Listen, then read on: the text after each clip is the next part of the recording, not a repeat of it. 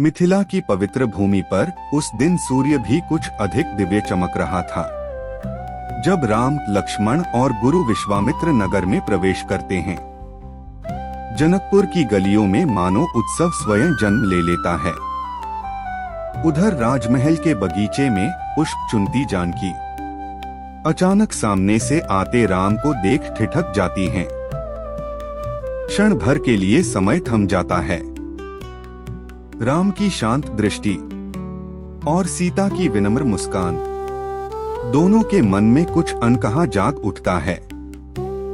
परंतु भाग्य का अगला अध्याय शिवधनुष के मंडप में लिखा जाना था। वहां एक और विशाल अचल पृथ्वी पर लेटा हुआ भगवान शिव का धनुष, जिसे देख राजाओं का साहस कांप उठता था, और दूसरी ओर राजा जनक का दुहक, क्योंकि एक भी राजा उसे उठा तक न सका। एक एक कर दूर देशों के शासक आगे आते, पर धनुष हिला तक नहीं।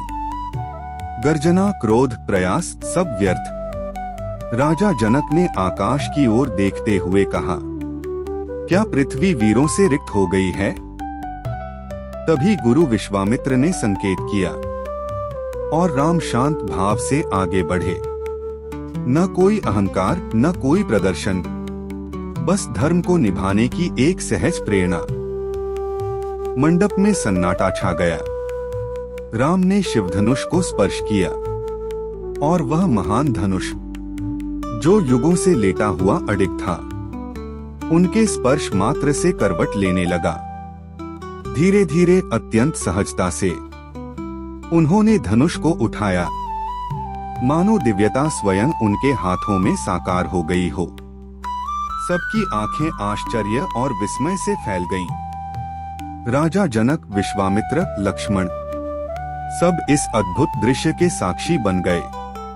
और जैसे ही धनुष उठा, मंडप में कहीं दूर हिमालय की दिशा में एक तपस्वी परशुराम अचानक ध्यान से जाग उठे।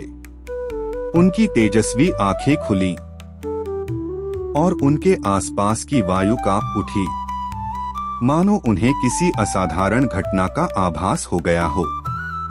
शिवधनुष उठ चुका था और इसी क्षण से कहानी एक नए मोड़ की ओर बढ़ रही थी।